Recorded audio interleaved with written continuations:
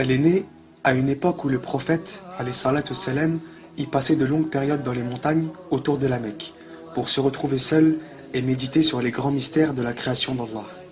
Dans la même période, sa sœur aînée Zaynab a été mariée à son cousin, et peu de temps après, ses deux autres sœurs, Ruqayya et Kalthoum, ont été mariées au fils d'Abu Lahab, l'oncle paternel du prophète, alayhi salatu wassalam. Abu Lahab et sa femme Jamil se sont avérés être de véritables ennemis du prophète alayhi salatu wassalam dès le début de l'appel à l'islam. La petite Fatima, elle a vu ses sœurs quitter la maison l'une après l'autre pour vivre avec leur mari.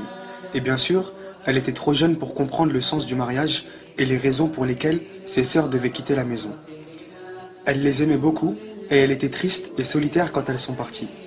D'ailleurs, à ce moment-là, le silence et la tristesse ont envahi Fatima. Et elle ne parlait plus beaucoup. Pourtant, même après le mariage de ses sœurs, elle n'était pas seule dans la maison de ses parents. Il y avait Baraka, la servante d'Amina, la mère du prophète, alayhi salatu wassalam, qui avait été avec le prophète depuis sa naissance. Il y avait aussi Zayd ibn Haritha et Ali, le jeune fils d'Abu Talib, et tous ensemble, ils faisaient partie de la famille. Et ils habitaient la même maison, celle de Mohammed. Et bien sûr, il y avait aussi sa mère, la mère des croyants, Khadija.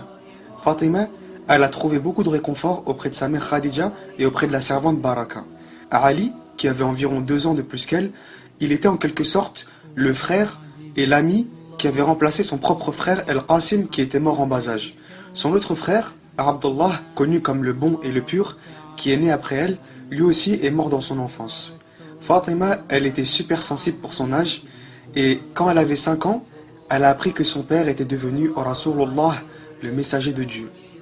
La première tâche du prophète, alayhi salatu wassalam, c'était de transmettre les bonnes nouvelles de l'islam à sa famille et ses proches. Il devait adorer Dieu tout-puissant, l'unique, sans associé. À partir de ce moment, elle est devenue plus attachée à son père et elle a senti un amour profond et constant pour lui. Souvent, elle se promenait avec le prophète, alayhi salatu wassalam, dans les rues étroites de la Mecque. Ensemble, ils visitaient la Kaaba et ils participaient au rassemblement secret des premiers musulmans qui avaient accepté l'islam. Un jour, alors qu'elle n'avait même pas 10 ans, elle a accompagné son père près de la Kaaba. Et le prophète, alayhi salatu wassalam, il commence à prier. Fatima, elle était à ses côtés, et il y a un groupe de Qurayshites qui arrive d'un air menaçant. Et ils entourent le prophète, alayhi salatu wassalam. Dans ce groupe, il y avait Abu Jahl, l'oncle du prophète, alayhi salatu wassalam, Uqba, Umayya, Shayba et Utba. Et là, leur chef, Abu Jahl, il leur a demandé « Qui de vous peut apporter les entrailles d'un animal mort et les jeter sur Mohammed ?» Uqba, l'un des plus mauvais d'entre eux, il a dit « Moi » et il s'est précipité. Il est revenu avec les entrailles d'un animal nauséabonde et il les a jetées sur les épaules du prophète alayhi salatu wassalam, alors qu'il était encore prosterné. Il y avait Abdullah ibn Mas'ud, un compagnon du prophète alayhi salatu wassalam, qui était présent mais il ne pouvait rien faire, il était impuissant. Imaginez les sentiments de Fatima à ce moment-là. Elle voit son père se faire traiter comme ça alors qu'il est le messager de Dieu. Elle ne pouvait rien faire, Meskina, elle n'avait même pas 10 ans. Alors, elle s'est approchée de son père et elle a enlevé la saleté qu'il avait sur les épaules. Ensuite, elle a regardé le groupe de Quraysh et elle les a incendiés avec des paroles tellement fortes qu'ils ne savaient même plus quoi faire.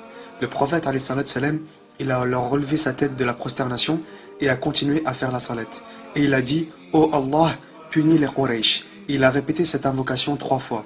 Après, il a dit « Punis Utba, Uqba, Abu Jahl et Shayba ». Et ces mêmes personnes qu'il a citées, ils ont tous été tués quelques années plus tard pendant la bataille de Badr.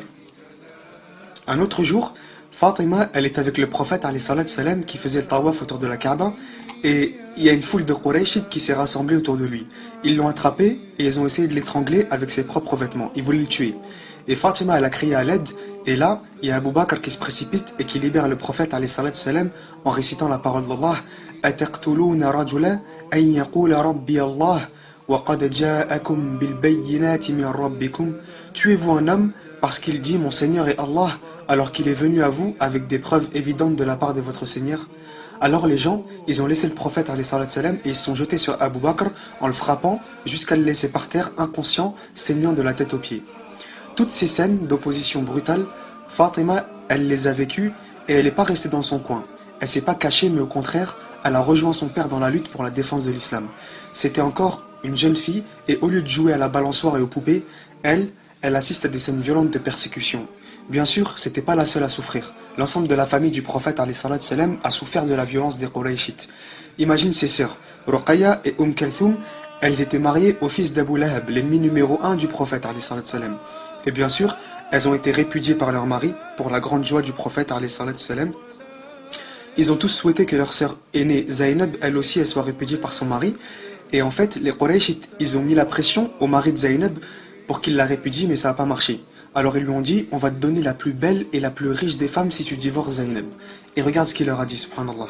Il leur a dit, j'aime ma femme profondément et passionnément. Et j'ai une grande estime pour son père, même si je n'ai pas embrassé sa religion.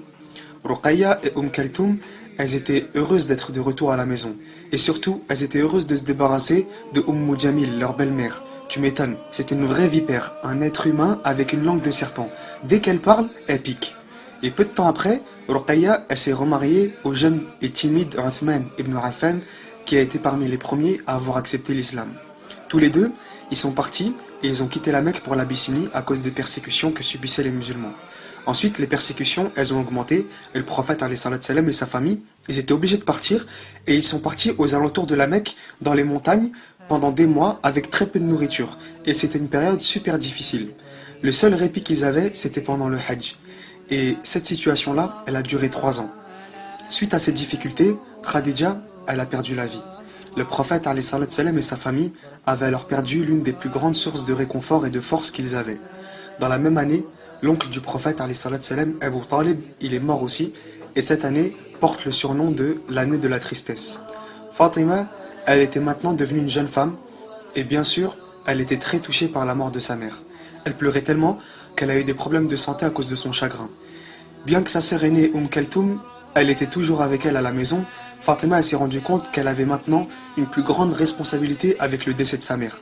Elle sentait qu'elle devait apporter un soutien encore plus important à son père. Elle était tellement dévouée à la cause de son père qu'on l'appelait Abaha, la mère de son père. Le prophète alayhi salam, il avait un amour particulier pour Fatima.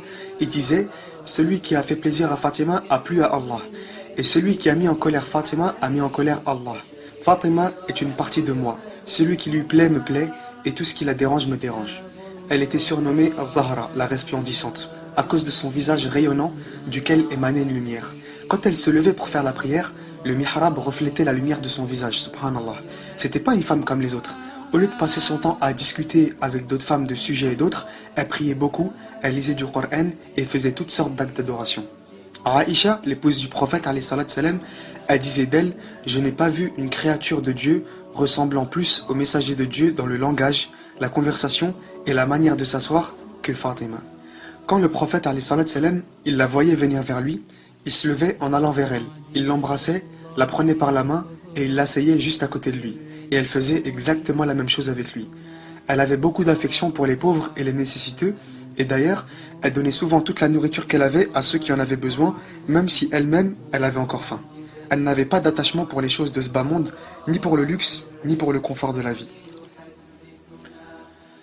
C'était une femme qui a hérité de son père une éloquence et une sagesse dans la parole. Quand elle parlait, les gens, ils étaient souvent émus jusqu'à verser des larmes. À Médine, Fatima, elle a vécu avec son père dans la très modeste maison construite à côté de la mosquée. Dans la 2e année après l'hégire, elle a reçu des propositions de mariage par son père, mais elle les a refusées. Après, il y a Ali, le fils d'Abu Talib, il s'est rendu auprès du prophète alayhi salam pour lui demander la main de Fatima. Mais une fois qu'il était avec le prophète alayhi salam, il était en panique et il ne pouvait plus parler. Alors Ali, il regardait le sol et il pouvait rien dire. Et le prophète alayhi salam, il lui demande, pourquoi est-ce que tu viens? T'as besoin de quelque chose? Et Ali, il dit toujours rien. Alors le prophète alayhi salam, il lui dit, peut-être que tu viens demander Fatima en mariage. Et là Ali, il a dit oui. Et le prophète alayhi salam, il a dit simplement Ahlan wa marhaban, bienvenue dans la famille. Après, le prophète alayhi salam, il lui dit, qu'est-ce que t'as que tu peux donner comme dot? Et Ali, il lui dit qu'il avait rien. Alors le prophète alayhi salam, il lui a rappelé qu'il avait un bouclier qu'il pouvait vendre.